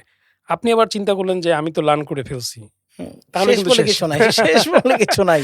তাহলে কিন্তু শেষ। অনেকে ভাবে যে আমি মনে হয় হ্যাঁ, আমি সব জানি। আমি সব আমি জানি। সব জানি। এটা সংখ্যাই বেশি। রাইট। এটা তাহলে কিন্তু সংখ্যাই শেষ। বেশি। মানে স্টুডেন্ট থাকতে হবে বিফোর ডেথ। Before death. এইটা এই ৫-৬ টা স্কিল যদি কোনো তরুণ অ্যাডাপশন করতে পারে, সে কর্পোরেট ওয়ার্লড এ খুবই ভালো করবে এবং কর্পোরেটের জায়গাটা কিন্তু লাক্সারিয়াস জায়গা। হ্যাঁ, আমরা দেখেছি আলহামদুলিল্লাহ এটা থেকে আমরা বেনিফিটও নিয়েছি এবং এই জায়গায় কিন্তু পরিবেশটাও যেমন জৌলুস, ইনকামও জৌলুস, হ্যাঁ? এবং সে যদি বুদ্ধিমান হয় বা বুদ্ধিমতী হয়, সে কিন্তু লং টাইম এই জায়গায় সাস্টেইন করতে পারবে। No doubt. বাট আমাদের কাছে আমি তরুণদের জন্য আমার কাছে যেটা মনে হয় যে শুরুর দিকে একটু কষ্ট হবে, এটাকে অ্যাকসেপ্ট করে নিতে হবে। রাইট, কোনো কিছু সহজ না এই দুনিয়াতে। রাইট। আপনাকে আমাকে এখানে যুদ্ধ করে নিজেকে তৈরি করতে হবে, গড়ে তুলতে হবে। সো নিজাম ভাই আমি যদি বলি যে আপনার দীর্ঘ ক্যারিয়ারে আপনি একজন জুনিয়র অফিসার থেকে একজন বর্তমানে আপনি একটা ডিরেক্টর, আপনি ডিরেক্টর পদে মানে এক্সিকিউটিভ থেকে এক্সিকিউটিভ। এক্সিকিউটিভ থেকে এক্সিকিউটিভ ডিরেক্টর পদে চলে এসেছেন। দীর্ঘ ক্যারিয়ার আপনার। আমি যদি বলি যে প্রমোশন বা এই যে প্রমোশন অথবা আপনার যে এই যে কর্পোরেটের যে প্রমোশন এবং অ্যাক্টিভিটি এগুলার দিকে ডেভেলপ করার জন্য আপনার কাছে কি মনে হয়? এর কোনো টেকনিক নিনজা টেকনিক কিছু আছে নাকি? নি অনেকেই তো বলে শর্টকাটে বলে দাও, শর্টকাটে কিছু একটা করে ফেলবো। এই ধরনের কিছু আছে? আচ্ছা, এটা খুব সুন্দর কোয়েশ্চেন করেছেন। অনেকেই জানতে চায় যে প্রমোশনটা আসলে কিভাবে পাবে? প্রমোশনটা কিভাবে হতে হবে? না কেন না একটা জিনিস কিন্তু আছে। অনেকে কিন্তু প্রমোশন হচ্ছে না।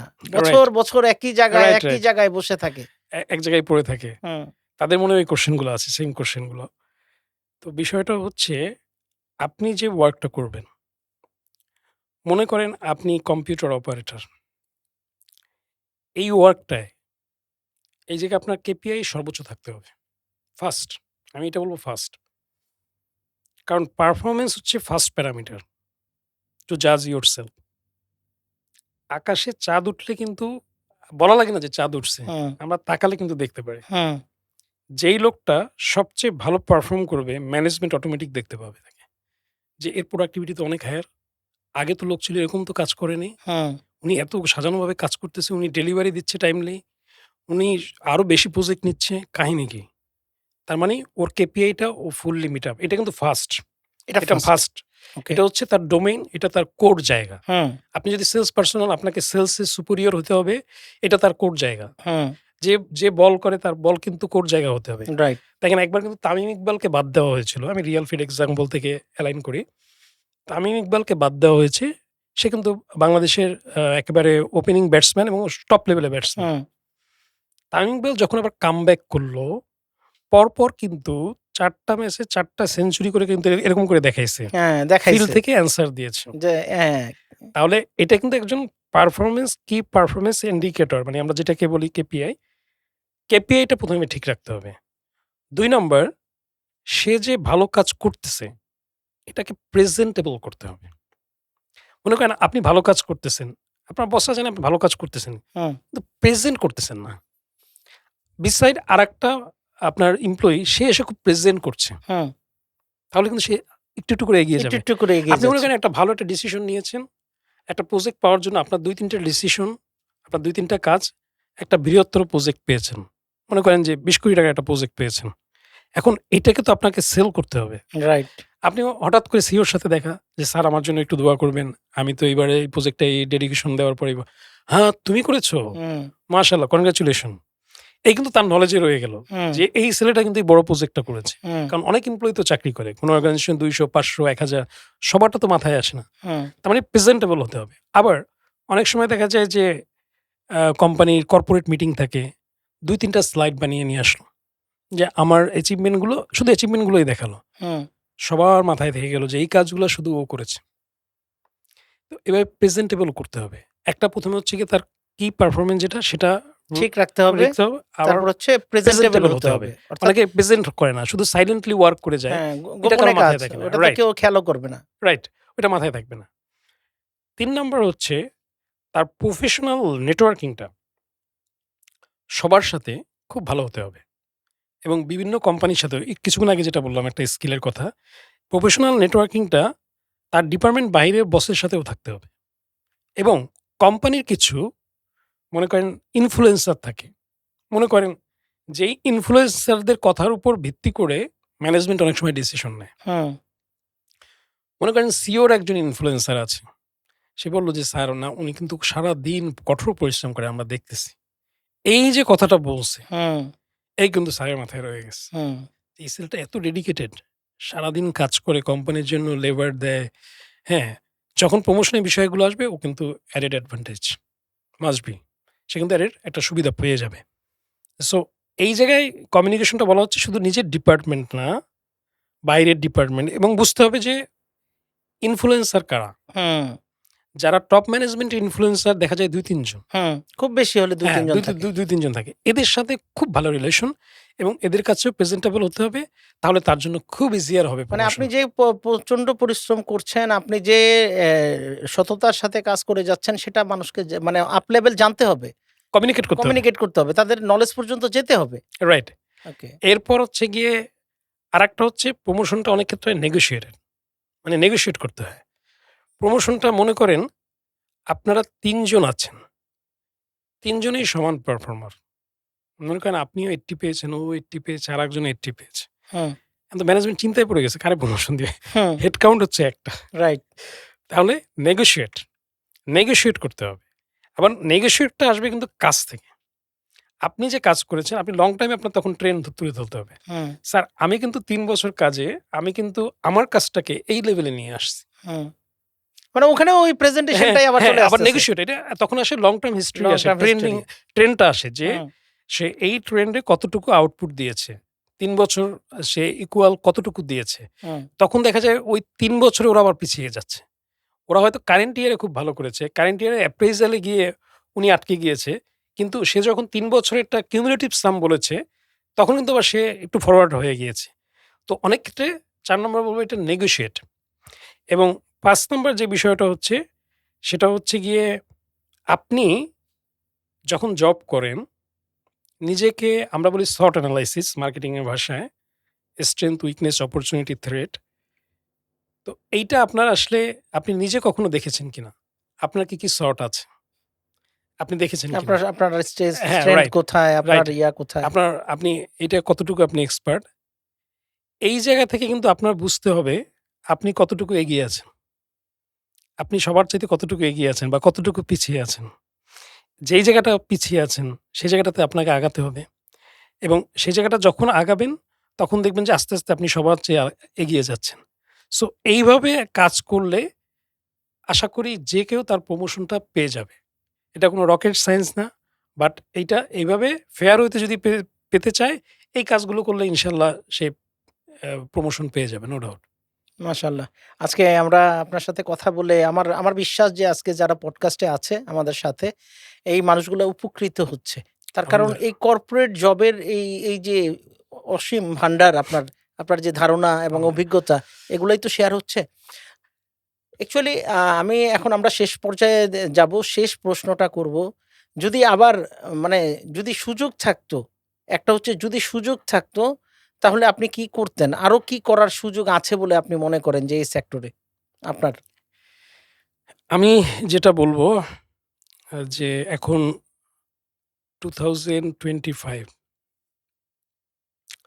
তো এখন হচ্ছে সবচেয়ে গ্রুমিং একটা জিনিস হচ্ছে কর্পোরেট ওয়ার্ল্ডে, সেটা হচ্ছে পার্সোনাল ব্র্যান্ডিং। কিছুদিন পরে যাদের পার্সোনাল ব্র্যান্ডিং যত স্ট্রঙ্গার হবে, they will get the maximum opportunities, no doubt.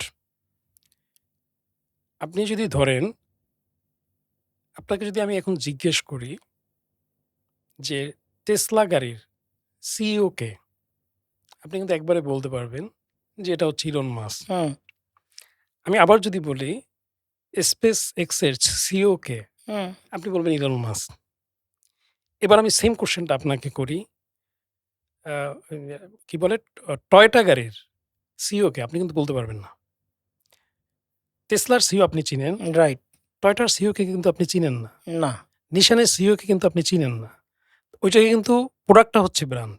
Hmm, R Elon মাস্কের জায়গায় উনি নিজেই ব্র্যান্ড। ব্র্যান্ড। এইবার দেখেন, সে কিন্তু জিরো মার্কেটিং কস্টে ওয়ার্লড ওয়াইড তার প্রোডাক্টটাকে স্প্রেড আউট করে দেয়। কিভাবে মনে করেন? সে ১ম এ একটা ইনোভেশন আনলো যে পরিবেশ দূষণ থেকে মানুষকে রক্ষা করবে। কারণ একটা প্রবলেম থেকেই কিন্তু একটা অপরচুনিটি গ্রো হয়। রাইট। তো এইটা যদি সে করতে পারে, তাহলে মানুষ হেলথ কনশাস হবে, ভবিষ্যতে এনভায়রনমেন্টটা ভালো থাকবে। এইটা যখন তার ফ্যান ফলোয়ারের মাধ্যমে ছড়িয়ে পড়ল, তখন কিন্তু মানুষ এটা নিয়ে অ্যাওয়ার হয়ে গেল। যে তাহলে তো আমার এরকম গাড়িই কিনতে হবে। হুম, এখন দেখেন টেসলা ওয়ার্লড ওয়াইড, টেসলার ব্র্যান্ড ভ্যালু যদি আপনি ধরেন ২০২৪ এর রিপোর্ট অনুযায়ী তা কিন্তু $1 ট্রিলিয়ন শুধু ব্র্যান্ড ভ্যালু, শুধু ব্র্যান্ড ভ্যালু। শুধু ব্র্যান্ড ভ্যালু। বাট ব্র্যান্ড ভ্যালুটা আসছে কার কাছ থেকে? আমাদের ইলন মাস্কের কাছ ইলন থেকে। মাস্ক থেকে। যেই জায়গায় টয়োটা একটা যদি গাড়ি বের করে, তার কিন্তু প্রচুর মার্কেটিং কস্ট। মার্কেটিং, তারপর অ্যাডভার্টাইজিং, হিউজ কস্টিং করতে হয় গাড়িটাকে মানুষের চেনানোর জন্য। হুম, আর ইলন মাস্কের কিন্তু যে ফ্যান ফলোয়ার বেজ আছে, সে যদি জাস্ট একটা টুইট করে, হুম, এখন তো এক্স, এক্সে যদি সে একটু লিখে যে আমি এরকম একটা ইনোভেশন আনতে যাচ্ছি, যেটা সোলার পাওয়ারে চলবে। এটা কিন্তু সমস্ত বিশ্ব জেনে গেছে। জেনে গেছে। তার কিন্তু এই মার্কেটিং কস্টটা তার কিন্তু আর খরচ করা লাগছে না। তাই না? হুম, সে কিন্তু এইটাকে তখন প্রোডাক্টে আরো ডেভেলপমেন্ট এ কাজ করছে। তখন কিন্তু প্রোডাক্টটা আপনার কনজিউমার ফ্রেন্ডলি হয়ে যাচ্ছে। হুম। সো কস্টিং এ রাইট, কস্ট ইফেক্টিভ হচ্ছে। কস্ট ইফেক্টিভ হচ্ছে। তো এই সেন্সে পার্সোনাল ব্র্যান্ডিং এখন কিন্তু ডমিনেট করবে, personal branding corporate right. World এ। এইটার উপর বেস করে আপনি কিন্তু অনেক কিছু পাবেন লাইফে। কেন? শাহরুখ খান একটা কথা বলেছিল যে 2030 এর মধ্যে আমাদের মতন যারা সেলিব্রিটি আছে, নায়ক-নায়িকা যারা আছে, এদেরকে মানুষ আর বিলিভ করবে না। কারণ আমরা ছোটবেলা থেকে দেখেছি প্রোডাক্টে সব এড গুলো দেয় যারা সেলিব্রিটি থাকে, নায়ক-নায়িকারা দেয়। হুম, মেক্সিমামই দেয় হুম, হুম। নায়ক-নায়িকারা। তো এইটা সবাই জানেই যে তাদেরকে নেয়া হয়েছে, তারা এইটা তাদেরকে পে করা হচ্ছে। দ্যাটস ওয়াই তারা এটা প্লে করছে রোলটা। রাইট। আর যারা এখন পার্সোনাল ব্র্যান্ডিং এর মাধ্যমে সেলিব্রিটি হচ্ছে, তারা কিন্তু তার ইউজার এক্সপেরিয়েন্স বলছে। যে আমি এইটা এইভাবে ইউজ করতে চাই, ইউজ করার পর আমি এই বেনিফিট পেয়েছি। এখন পার্সোনাল ব্র্যান্ডিং এ আপনার কিন্তু অনেস্টি, আপনার ডেডিকেশন মানুষ কিন্তু সব অনলাইনে দেখতেছে, রাইট। ভেরিফাই করতেছে। ঠিক কি না? মিজানুর রহমান আজারি সাহেব আমাদের বাংলাদেশের ওয়ান অফ দ্য মানে বিগেস্ট ইনফ্লুয়েন্সার। দেখেন তার ফ্যান ফলোয়ার কিরকম। হুম, সে একটা কথা লিখলে মানুষ কিভাবে আকৃষ্ট হয়ে যায়। তো পার্সোনাল ব্র্যান্ডিং এর কিন্তু এখন যুগের মধ্যে আমরা ঢুকে গেছি। সো যার যত পার্সোনাল ব্র্যান্ডিং যত বেশি হবে, সে কিন্তু কর্পোরেট ওয়ার্লড এ তত লিড দিবে। তাকে বিভিন্ন কোম্পানির সিইও হিসাবে চাবে, তাকে বিভিন্ন কোম্পানির কনসালটেন্ট হিসাবে চাবে। তো এই জায়গায় আমি মনে করি যে আমরা প্রত্যেকে ইচ অ্যান্ড এভরিওয়ান আমাদের নামটাই যেন একজন পার্সোনাল ব্র্যান্ডিং হয়। যদি আপনি ইন্ডিয়ার কথাই ধরেন, অতদূর আমি বাদ দেই, ওয়ার্ল্ড কথা বাদ দেই। ইন্ডিয়াতে গত বছর একটা রিপোর্ট পাবলিশ হয়। সেটা হচ্ছে সেলিব্রিটি ব্র্যান্ড ভ্যালু। তো সেলিব্রিটি ব্র্যান্ড ভ্যালুর মধ্যে আ আ কি বলে? শাহরুখ খানের যেটা আসে ব্র্যান্ড ভ্যালু $145 মিলিয়ন। $145 মিলিয়ন। আর বিরাট কোহলি ওর হচ্ছে গিয়া $231 মিলিয়ন। এরকম একটা পুরো একটা চার্ট আছে। চার্ট আছে হ্যাঁ, একটা এটা টোটাল, হ্যাঁ, টপ ব্র্যান্ড 10 ভ্যালু ব্র্যান্ড ভ্যালুর। এখন দেখেন পার্সোনাল ব্র্যান্ড ভ্যালু কিন্তু কাউন্ট করা হচ্ছে। এখন কাউন্ট হচ্ছে। এখন কাউন্ট হচ্ছে। এখন মনে করেন বাংলাদেশে কিন্তু টপ লেভেলে যদি আপনি ব্র্যান্ড ভ্যালু ধরেন সাকিব আল হাসান সহ এরকম ৪-৫ জন আছে। এদের ব্র্যান্ড এন্ডোর্সমেন্ট আপনি চিন্তা করেন। যেই ব্র্যান্ডের সাথে যায় কি পরিমাণ চুক্তিটা হয়। হুম, আবার আপনি যদি ধরেন ওয়ার্ল্ডে কিন্তু বড় ব্র্যান্ড যদি ধরেন রোনালদো যে ফুটবলার, ওকে কিন্তু YouTube থেকে নিষিদ্ধ করেছিল। মানে ও যদি খুলে হুম, সাথে তো মিস্টার বিস্ট সহ হুম, যারা হুম, আছে হুম, এরা কিন্তু সব বিহাইন্ড এ ইয়ে চলে হয়ে যাবে। যাবে। পরে কিন্তু পারমিশন দিয়েছে। দেখেন কি হয়েছিল? মাত্র ২ দিন না জানি ৩ দিনে এসে গোল বাটন পেয়ে গেছে। তো বিষয়টা হচ্ছে তার এন্ডোর্সমেন্টটা আপনি দেখেন, সে কি পরিমাণ টাকা ইনকাম করতেছে। সো এখন কিন্তু যুগটা কনভার্ট টু দ্য পার্সোনাল মানে ব্র্যান্ডিং। সুন্দর একটা কথা আছে অ্যা উর্দুতে যে, "জো দিখতা হ্যায় ও বিকতা হ্যায়।" রাইট, মানে যেটা আসলে ব্র্যান্ড ভ্যালু আছে, যেটা প্রচার আছে, ওটারই প্রসার আছে। রাইট। এখন রোনালদো দেখেন কখনো সে রিডেসের সাথে এড হচ্ছে, আবার মেসি দেখেন কখনো নাইকের সাথে এড হচ্ছে। এদের যে ব্র্যান্ড এন্ডোর্সমেন্ট এবং দেখেন সৌদি আরবও কিন্তু একে নিয়ে গিয়েছে একটা ব্র্যান্ড এন্ডোর্সমেন্টের পার্ট হিসেবে। সো ব্র্যান্ড মানে পার্সোনাল ব্র্যান্ডিংটা এখন কর্পোরেট ওয়ার্ল্ডের সবচেয়ে জনপ্রিয় একটা কাজ। আমরা এটার জন্য কাজ করতেছি। হ্যাঁ? আমার মনে হয় যে প্রত্যেকেরই এটার জন্য কাজ করা উচিত। আমার মনে হয় প্রত্যেকটা তরুণ-তরুণীকে খেয়াল রাখা উচিত রাইট, যে পার্সোনাল ব্র্যান্ডিং ও আস্তে, আস্তে নিজেকে করতে রাইট। হবে। পার্সোনাল ব্র্যান্ডিং থেকে তার নিজটা ১ম এ বের করতে হবে। সে কোন কাজটায় ভালো? তার সবকিছু জড়ানোর দরকার নাই। সে স্পেসিফিক সেগমেন্টটা নিয়ে কাজ করবে। আল্লাহ মনে করেন ওয়ার্লডে ৮০০ কোটি লোক দিয়েছে। প্রত্যেকে potential. Each right. And everyone is the potential person. No doubt. Newton মাত্র 5% ব্রেইনে ইউটিলাইজ করেছে। এই ব্রেইনের দামই আছে আমাদের ৩০ থেকে ৪০,০০০ কোটি টাকা। শুধু এই ব্রেইনের দাম।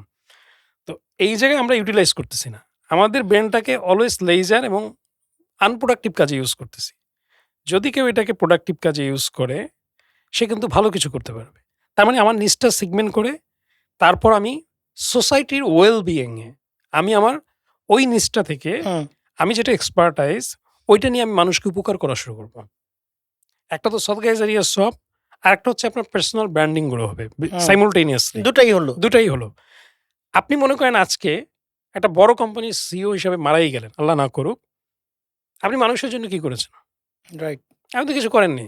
আপনি খালি সিইও হয়েছেন। সে আপনি হয়েছেন, কিছুই আপনি হলো কোটি, না। কোটি টাকা কামাই করেছেন। হুম, আপনি কি করেছেন?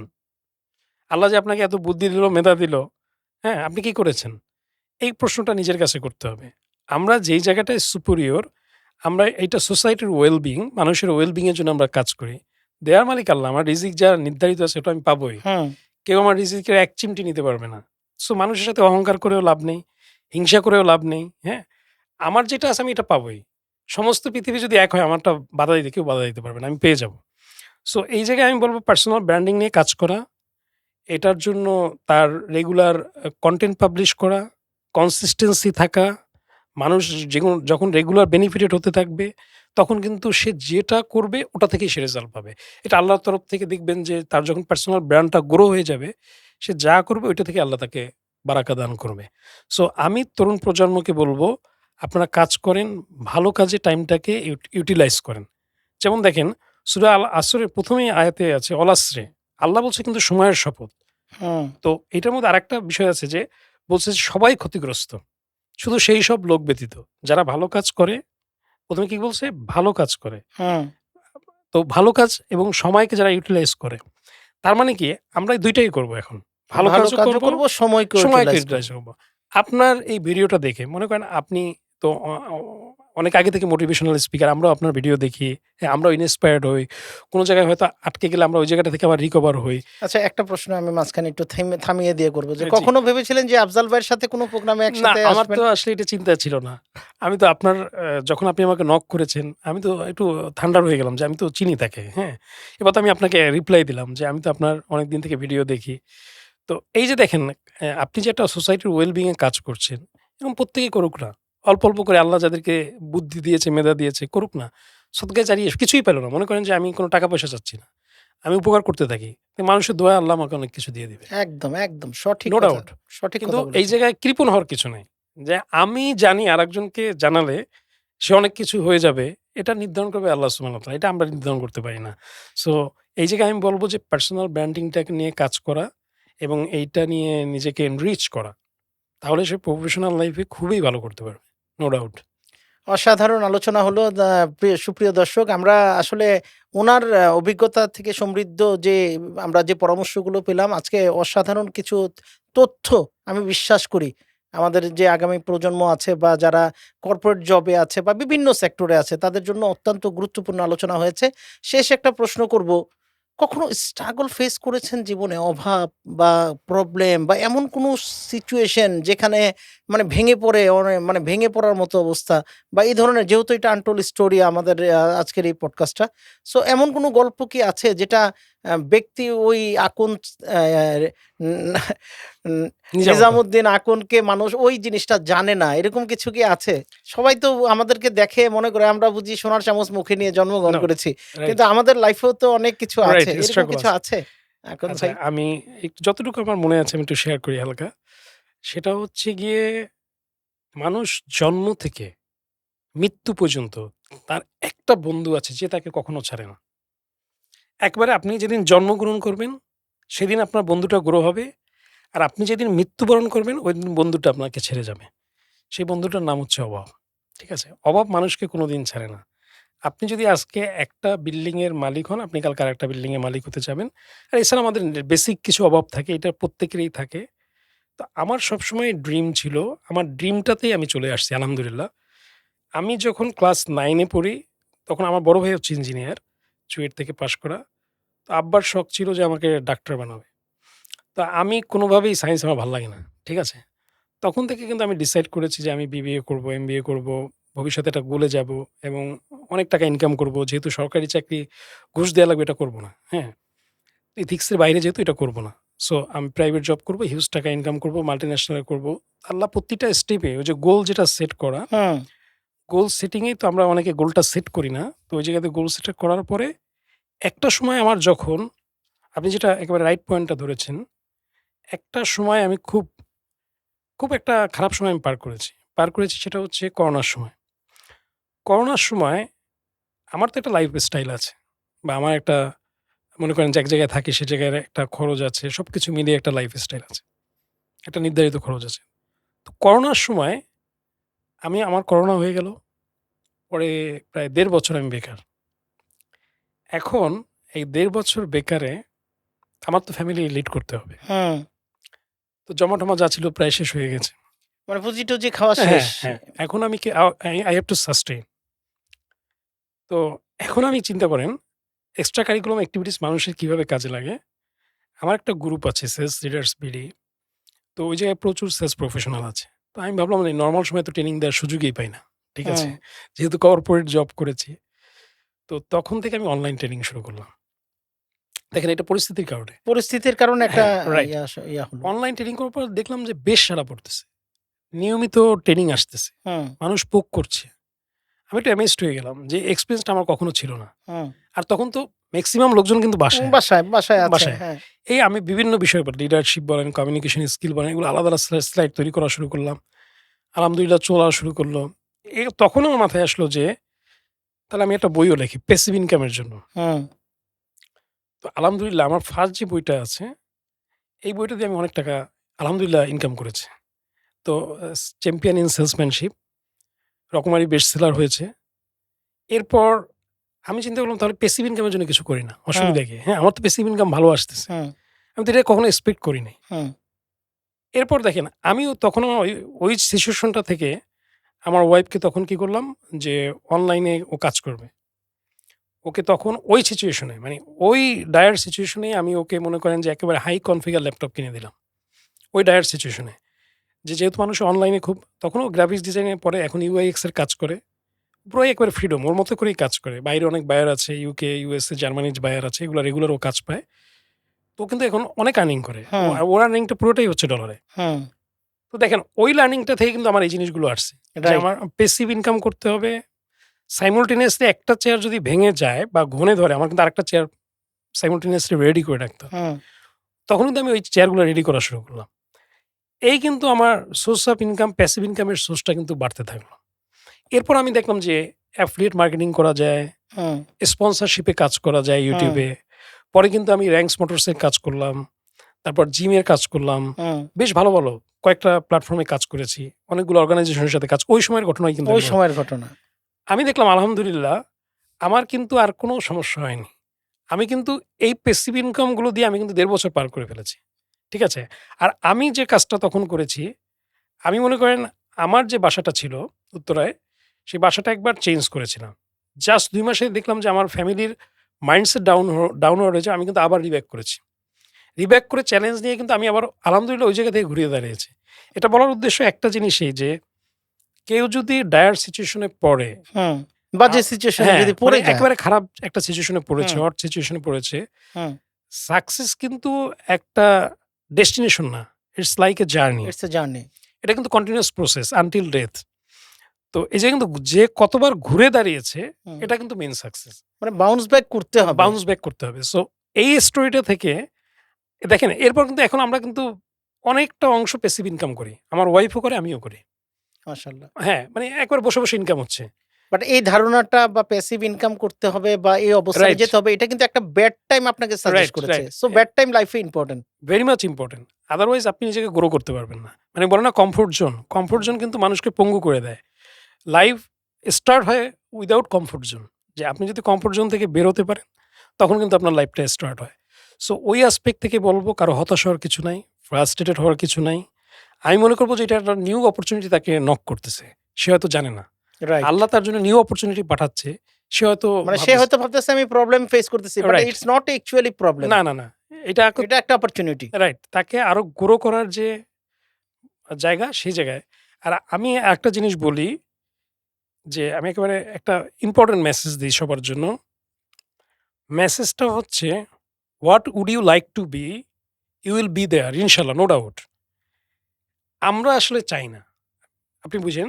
আমরা 90% লোক লাইফ খুব এভারেজ চাই। সবসময় আমি চিন্তা করি, "I am the middle class person. That's why I am the middle class. Yes. I never ever thought I will be the richer." এজন্য আল্লাহ আমাদের কিন্তু দেয় না। দিচ্ছে না। রাইট। আপনি দেখেন একটা রিক্সা থেকে নেমে আপনি ৳২ র জন্য রিক্শাওয়ালার কলার ধরছেন। কি দরকার ছিল?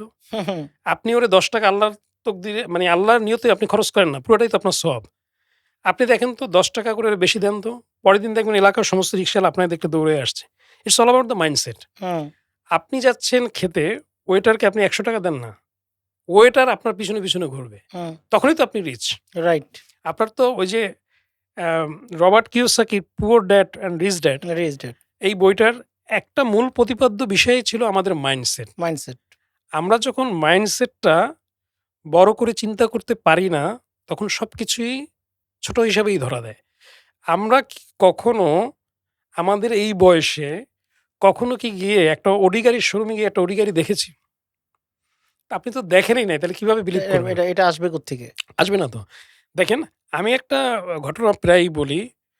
২০১০ এর আগে ওয়ার্ল্ড হিস্ট্রিতে কখনো ওয়ান ডে ক্রিকেটে ২০০ রান কেউ করেনি।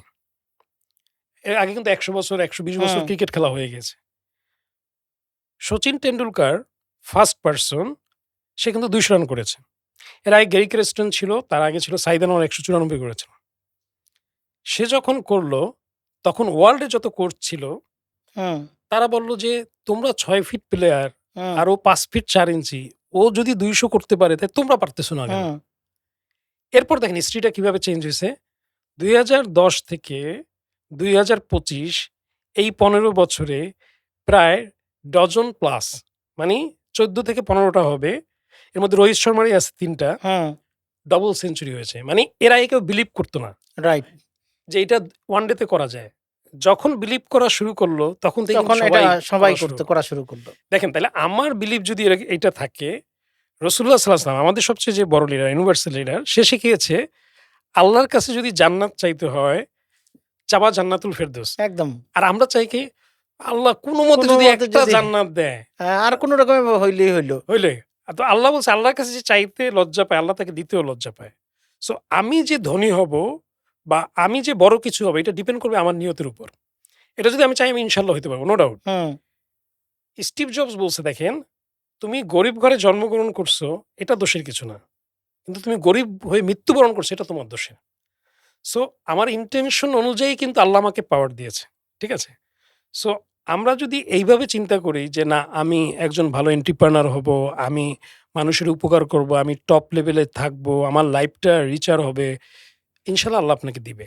কিন্তু সেইটা শুধু ওই স্বপ্নের মধ্যে থাকলে হবে না। সেটা তো এক্সিকিউশন এ আপনার কাজ করতে হবে। এক্সিকিউশন আসতে হবে। আমি জান্নাতুল ফেরদৌস চাচ্ছি, নামাজ বাট আমি পড়তেছি না। একটা উদাহরণ কাজ দিচ্ছি। করতেছি না। কাজ করতেছি না। আল্লাহ তো তাইলে দিবে না। আপনি প্রেজেন্ট ওয়ার্লড এও এটা করেন। আপনি যা চাবেন সেটাই পাবেন। কিন্তু আপনি যদি খুব কমফোর্ট এ চলে যান, খুব হুম, লেজি লাইফ লিড করেন তাহলে তো আর পাবেন না। কিছুই পাবেন না। কিছুই পাবেন না। সো এইটা হচ্ছে বেসিক ফর্মুলা যে কোনো কিছু পাওয়ার জন্য একটা বড় আকাঙ্ক্ষা করা দরকার এবং সেটা অনুযায়ী যদি আপনি কাজ করেন, ইনশাআল্লাহ নো ডাউট আল্লাহ আপনাকে দিবে। অসাধারণ, অসাধারণ লাগলো আপনার সাথে কথা বলে। আজকের এই টোটাল আপনি আসার জন্য আজকের এই পডকাস্টে আমি ধন্যবাদ জানাচ্ছি। সুপ্রিয় দর্শক, আমরা এতক্ষণ ধরে একদম মন্ত্রমুগ্ধর মতো, মানে আমি পার্সোনালি এনজয় করেছি। আজকে থ্যাংক ইউ। নিজামুদ্দিন আখন্দ ভাইয়ের কথাগুলোকে আমি এনজয় করেছি এবং আমি বিশ্বাস করি আজকের এই পডকাস্ট আপনারা যারা মনোযোগ দিয়ে শুনবেন এবং আপনারা মনোযোগ দিয়ে শোনার পর এটাকে যদি আপনারা যদি ধারণ করতে পারেন, লালন করতে পারেন এবং ওই প্রক্রিয়াতে আপনারা যদি অ্যাডভাইস পরামর্শগুলো যদি আপনারা যদি নেন, তাহলে আপনাদের লাইফ চেঞ্জ হওয়ার সুযোগ আছে। সো প্রত্যেক বৃহস্পতিবার ৭টা ৩০ সন্ধ্যায় আমাদের নতুন এপিসোড অর্থাৎ নতুন পডকাস্ট আপলোড হয়।